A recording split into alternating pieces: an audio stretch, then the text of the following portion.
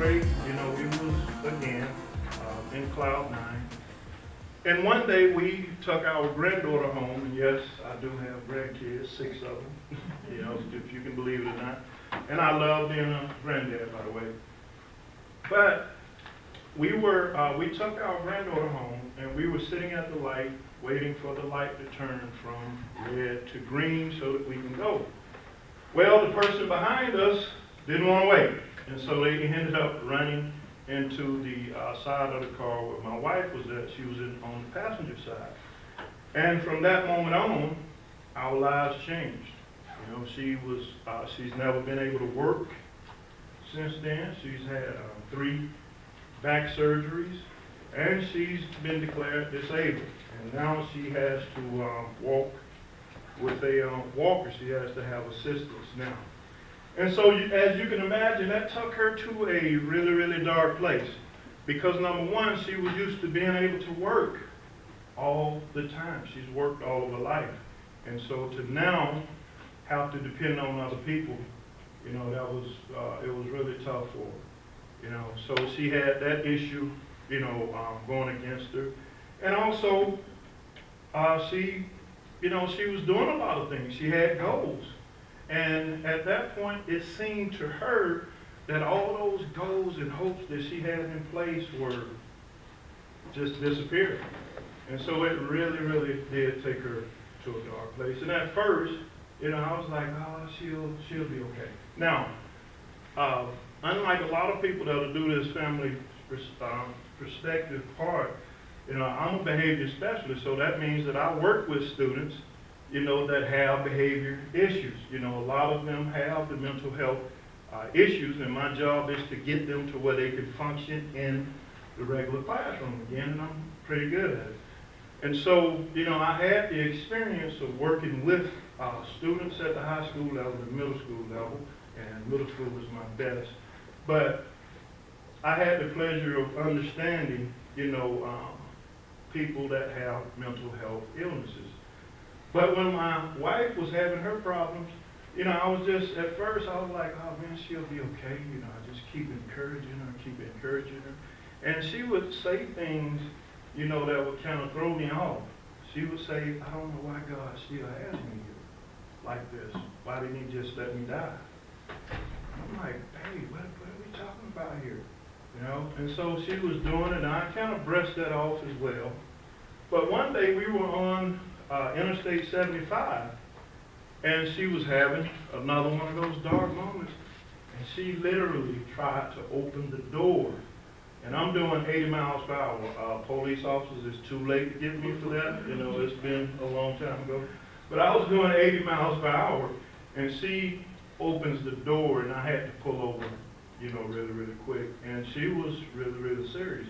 And that's when I realized that something serious was going on at this time, and I needed to try to get her some help. And so that's one of the people that I want to talk about, and we got a good, ending to that story. And we just want to understand that the mental illness affects everyone. You're going to be in a position where you're either going to work with somebody that has mental illness, you're in the household with somebody that has mental illness, because 60 million Americans have some type of mental illness. And so that's why it's important, the things that I'm going to tell you today, that you be able to understand those things, because it'll help you when you're dealing with individuals that you may suspect to have a mental health illness. Because, a lot of these things that happen with people like this, are similar for everybody. And we know that it is one of the most disabling situations. When you look at all the disabling conditions, most of them have to do with mental health illness. So that's why it's so important that we learn about it and focus on it. And again, families with loved ones with mental illness or other brain disorders, because it is a brain disorder, they share similar experiences and may deny warning signs, like I did. It's nothing. It'll blow over. Worry about what other people think. You know, and sometimes that comes into the picture. And the next family member that I talk about, you'll see that that really, really was a big part of what she went through, worrying about what other people think. And they wonder what caused the illness. You know, see that as well. Because a lot of times we blame ourselves. You know, what do we do to cause our family member to be like this? And they blame themselves. Okay, so we'll see those. And Kenya say I have a lot of stories, but I have a lot of stories because I've been through a lot. You know, and I've been through a lot because, you know, God has given me a stage to be able to help people that are going to experience some of the same things. And so, you know, I can give them the experience, and then when it happens to them, they don't have to be like me, or like a lot of people in a lot of situations. They don't know what to do. They just don't know what to do. So, again, I've already talked about my wife, and, you know, it sounds sad at first, but it's really not sad because it gets better. And I want to talk about another family member, my grandson, TJ. You know, TJ is an interesting guy. Got a lot of energy. And he's just 8. I think he's 8, just second grade this year. But TJ, when he was in preschool, I think he was like 5. The next year he would have been in kindergarten. So I think he was 5, 6, somewhere in that area. And before that, everything was normal, no problem, regular, you know, 5, 6-year-old kid. But when he got in preschool, the second half of the year, we were getting these calls. And the calls were like, TJ is in the classroom just overturning tables and chairs, and he's refusing to do anything that we say, ask him to do. You know, first of all, I had to catch myself. Who? TJ, my grandson? No, that can't be true. But sure enough, I could hear him in the background, you know, going off on teachers, and he's 5 or 6 years old. Okay? And, you know, from my upbringing, not from my experience and, you know, my expertise, but from my upbringing, I wanted to go through the phone with a backhand, you know, but sure enough, that was happening. And, you know, it didn't happen that much then. And so we kind of brushed that to the side as well. It's like, oh, that was one of those things. He just went through something. You know, it'll be over with. Well, the next year he was in kindergarten. And the calls were a lot more frequent. You know, and he was doing things. Now, his mom was his custodial parent at the time. And she used corporal punishment. But it wasn't working. It seemed like, you know, every time he got a whipping, it got worse. And this last time that the school called and said that he was doing something, you know, she was getting ready to go there, and I said, no, not this time. You know, we got to find out what's going on with him first. And she basically told me that, you know, if I can't do what I got to do, then you take custody of him. And we did. So me and my wife have custody of him now. But this was the first half of the year. And so the school determined that he may have emotional behavior disorder. Those are the kind of students that I work with. And so I didn't disagree with them. I agreed to allow them to do their assessment because there has to be an assessment done before you can make that diagnosis. So we agreed to do the assessment. But at the same time, I treated him just like I treated my other students. I put him in a highly structured environment. We taught him the rules. This is how successful people do things. And whenever you go outside of those rules, there is a consequence for it. Okay? So we put him in a highly structured environment. And by the time the meeting, because if you don't understand how those assessment works, they take forever. You know, so by the time it was time for them to give the assessment, he no longer had the EBD symptoms, but he was ADHD. And, you know, I agree with that because you can see it, you know, the high energy, you know, couldn't sit down, you know, things like that. And so TJ He probably would have been EBD if I hadn't stepped in, but he still had ADHD. And then the last family member is Topaz, my niece. Well, the situation with her is her mom didn't tell anybody what was going on for like a year and a half. Year and a half. You know, and she was normal up until all the way up to the 3rd grade. Outstanding student, you know, honor roll student, cheerleading, all of those good things. But when she got into 3rd grade, something happened. You know, she started doing things. The first thing that we noticed was that, well, her mom told me that she noticed, was that the school called and they were saying Topaz was just praying in the classroom, God help me, they're trying to get me. You know, and so my sister, she she didn't take it as serious the first time. She didn't think nothing of it. She went to pick her up. But the situations kept getting worse. One day they called her to come get her, and she put Topaz in the backseat of the car, and Topaz destroyed the backseat of the car because he said somebody was trying to get her. Something was attacking her, and she was fighting back. And so when they got home, they had a destroyed backseat of their car. And she went on like this for a year and a half, struggling, didn't know what to do.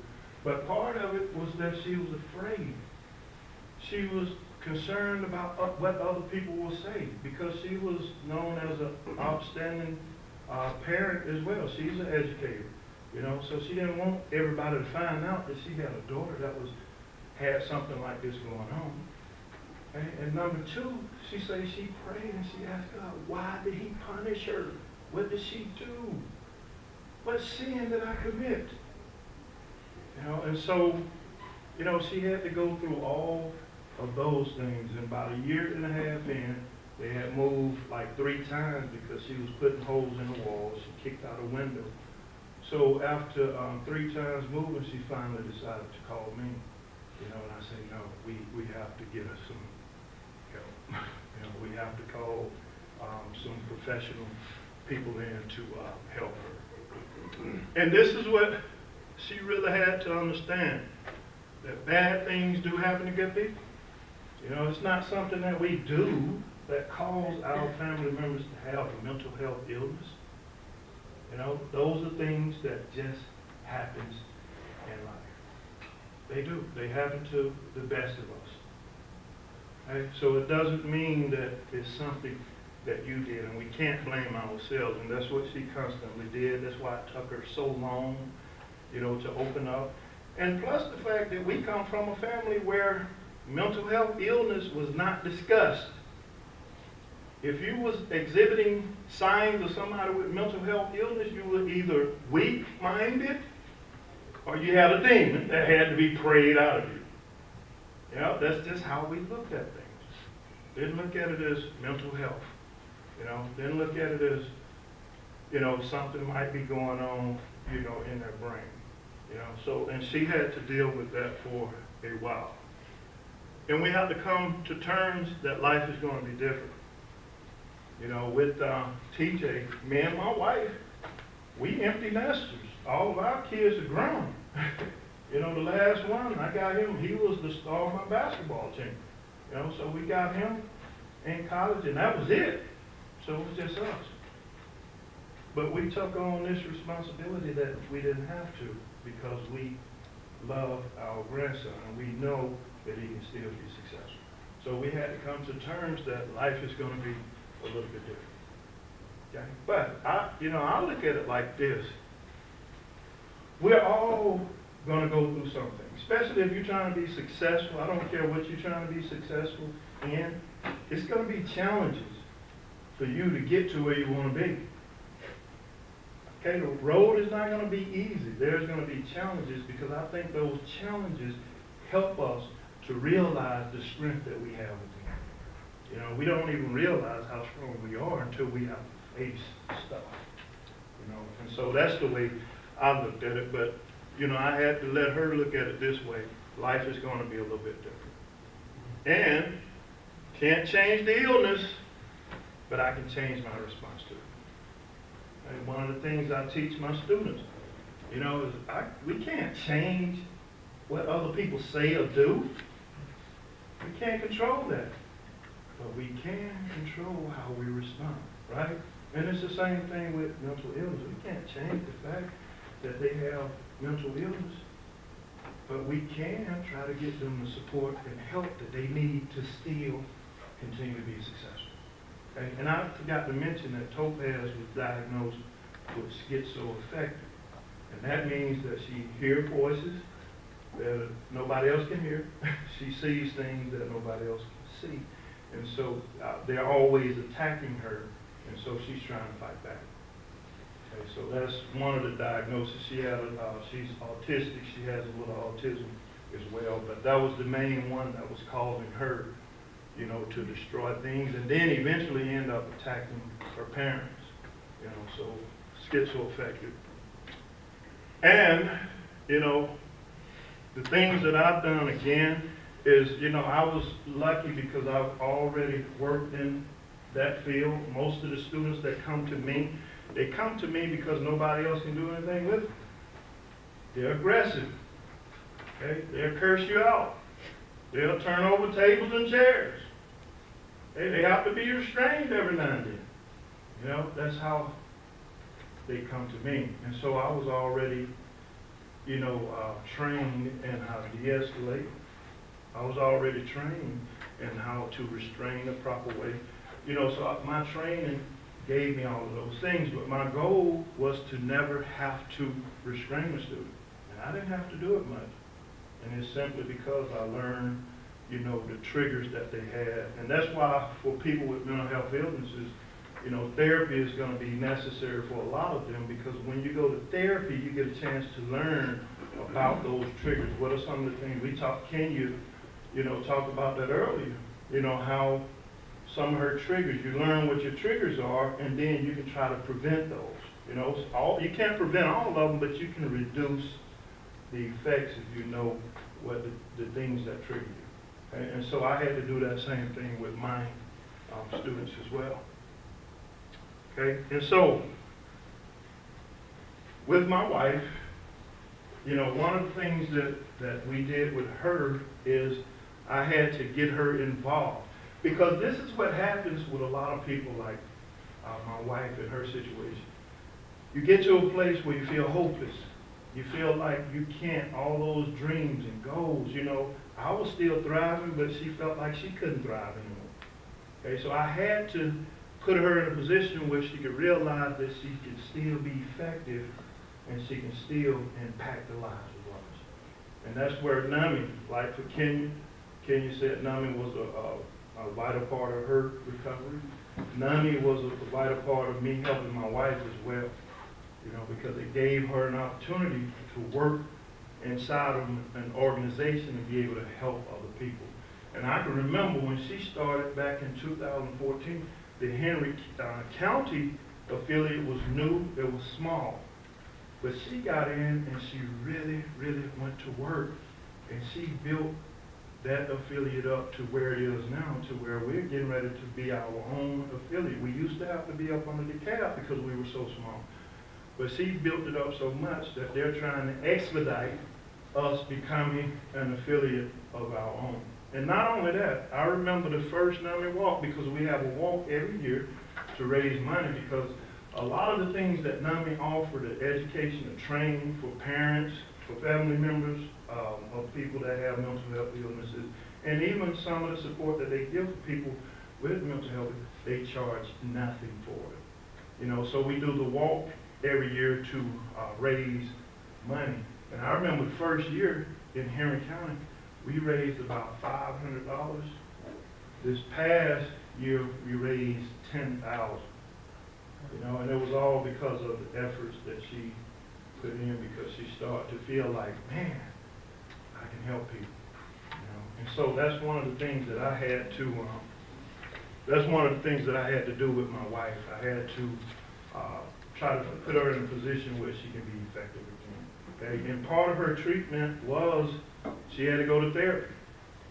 You know, and sometimes finding the right therapist can be a task. It can, because I can remember with my wife it was a little easier, but with my grandson, I remember, you know, taking him to a therapist that was not really 21st century, you know, mindset type. He was old school. And I had to go into the sessions with my grandson. And he would always make my grandson frustrated. Not only my grandson, I was frustrated. You know, I was like, man, what are you doing? You know, and so I had to find somebody that was more up to date, because if anybody knows, you work with young people, the mindset of the millennials and their children now is way different than what we had. And so we have to use different strategies. You know, we can't do the same thing. The same things that work for us won't work for them. I can tell you that right now. My 12 years of being in the emotional behavior classroom has taught me that is you have to come to them with different strategies. Okay, and so, you know, finding therapy sometimes it's like finding a car. You have to go to a few people. You know, you have to look around and see if that person, if you're a Christian, you got to see if they got a Christian background. You know, if you got a young person, you got to see if they're up to date with their strategies. Is it 21st century or is it still 19th century? You know, you have to look at stuff like that. So, you know, sometimes treatment can be a roadblock. Now with Topaz, you know, when my sister finally decided to get some help, all they wanted to do, they did put her in a hospital, but all they wanted to do was medicate her. So she was zombie-tized. Every time we went over there, she was walking around like a zombie. Didn't even know who we were. And I was like, no, we don't want her to be that way. We don't want our loved ones to be zombie-tized. We want them to live a highly effective life. We want them to have a high quality of life, because they still can. Just because you suffer with schizophrenia, bipolar, does not mean that you can't be successful. It doesn't mean that. Okay? And sometimes it takes, you know, the family members being engaged, you know, to help them to realize that life is not over. So sometimes it, you know, it can be a work getting treatment, because you have to do the same things you have to do when you go looking for a house, you do things like that to find the right one. And also medication, making sure, you know, that you get the medication at work, because that's what I do. Most of my parents do not want their children to be on medication. They don't. And when they come to me, if they come to me, first of all, there's a lot going on. You know, and in order for me to be effective with what I do, I come to explain to them, Mom, I don't want them to be on medication either. But if we want him to be successful, we want her to be successful, we have to have them on some kind of medication so we can balance off the brain disorders that they have. You know, my sister, my niece, she hears voices. She sees things. You know, that's not going to be prevented, you know, just with the therapy itself. She has to have some medication as well. Okay? And so the thing with that, though, is we want to make sure, and I tell parents, I don't want them to be on medication, but I promise you, I will work with you to make sure that our goal is for him to be successful with the least medication possible. Okay, so when a kid come in and they just start taking their medication, they walking around like a zombie. Mom, no, that's too much. Go back to the doctor and talk to him and tell him that's not what you want. That's not even what I want, because I want my kids to be successful. In order for them to do that, they have to be able to listen and comprehend what I'm teaching them. Okay, so I don't want that either. And so that's the one thing that I have to do with my parents as well. I have to, you know, go over the fact with them that I don't want their kids to be on medication either. And again, we talk about finding the right provider. Sometimes that takes a lot. And then learning to cope. It's not always easy. It's not. because again, in me and my wife's, situation, the only thing we dreamed about was getting all those kids out of the house. That was our dream. And we had it. It was there. And I had to go do the stupid thing and take in my grandson. Over. It's over because the same things that I was doing with our kids, keeping them active, doing the basketball. TJ is now playing basketball. So I got to try to make some of his games. Got to try to get him to practice, and he's pretty good, and it's in the genes. But it causes us. We can't do all that traveling like we wanted to do, like we envisioned, because we have, him in our lives. So coping, it's not easy. But I tell people this all when I talk about my other stuff. Success is not easy. It takes work to get to where you want to be. Right? So. And it helps to know, what you can and cannot change. What you can and cannot change. And that's the problem. That's not just with people with mental health illnesses. We all have a problem with, understanding that we can't control everything. We can't control everything. Matter of fact, to me, when we learn that lesson, I think our life, is better for it. Because a lot of the depression, a lot of the anxiety that we feel is because we can't control it. Okay? And so when we, understand that we can't control everything, all right, and that helps us to get better. It helps to know what we can and cannot control. Same thing. All right?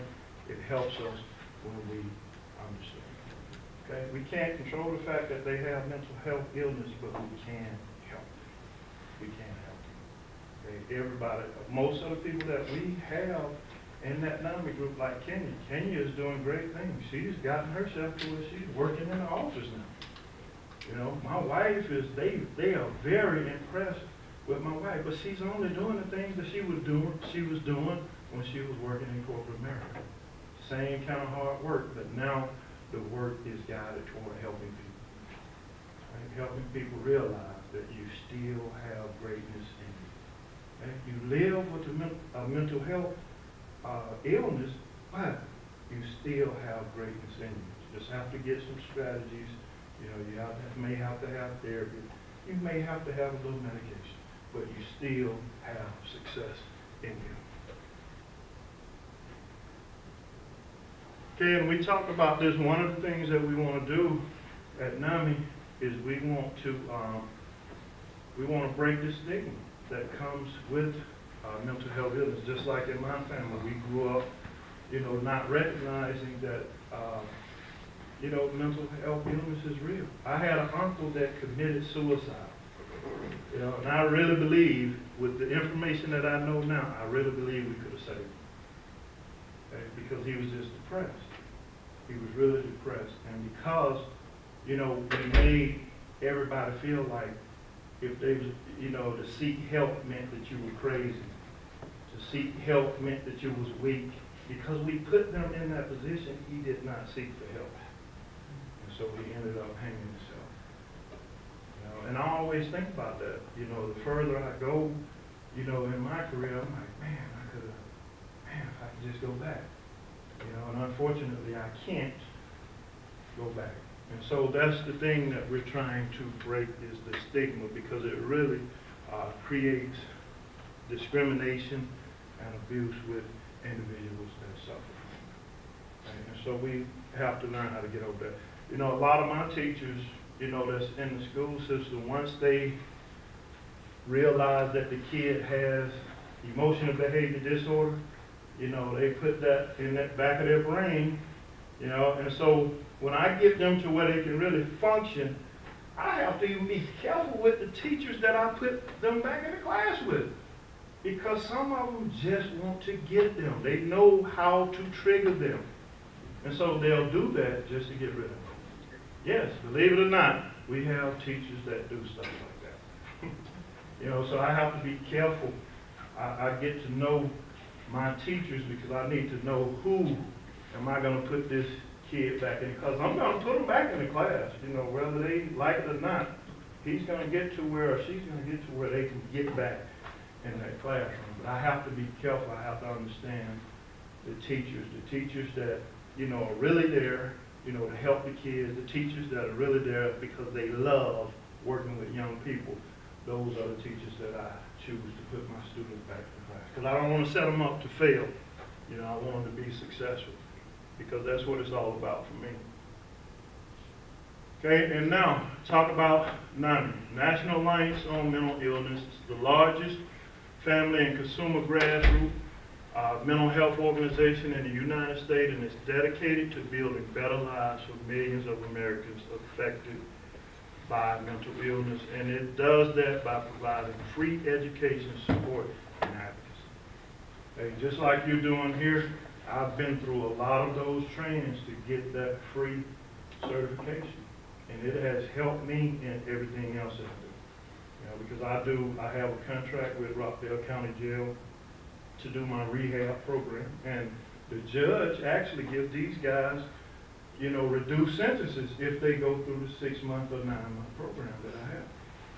You know, and the reason I can go between both is because, believe it or not, the strategies are pretty similar for somebody that has an addiction, you know, as somebody that has mental health illness. Okay? So I sit in classes like this as well. Matter of fact, I got one this weekend. Long one, Friday, Saturday, and Sunday. It's a long one, but you know, I take advantage of those opportunities because, again, I really want to help people. Okay, that's the only reason I exist, is to help people realize that they have greatness in them. Okay, and that's when I get those kids come to me, the first thing that I realize is a lot of their problem is they don't believe they have what it takes to be successful in them because they don't have the models at home. Their parents are not doctors and lawyers or successful people. And so they settle in their mind that they're going to have to work at a warehouse. You know, one guy told me that, yeah, I'm going to do like my dad. He sells metal. So his dad collects metal and go, you know, turn it in and sell it. And he, you know, a guy that is brilliant, okay, but he's settling on his life because he don't believe he has the things within him to be successful. So that's the first thing I have to do is break that mindset. And that's why I teach them mindset techniques as well. You know, so the thing that I want to do is help them be successful. And we support research on mental illness. That's another thing that we do. We have a team of people that's what they do. They research what works. They research different types of medications, different types of strategies, and things of that sort. Okay? All right, that's my speaking. Like Kenya did, I want to, you know, open it up for if you have any questions. By the way, my wife, you know, she is really doing well. Topaz is doing well. We finally got her in a hospital that we like. We like the things that they're doing. It's not just medication, but it's a lot of therapy as well. You know, and she just came home. They let her come home on the weekend. Looks good, and she's doing good. And of course, TJ he just hit 2 3-pointers Saturday. So yeah, he's doing good. Anybody have any questions? All right, thank you. It's been great. Thank you.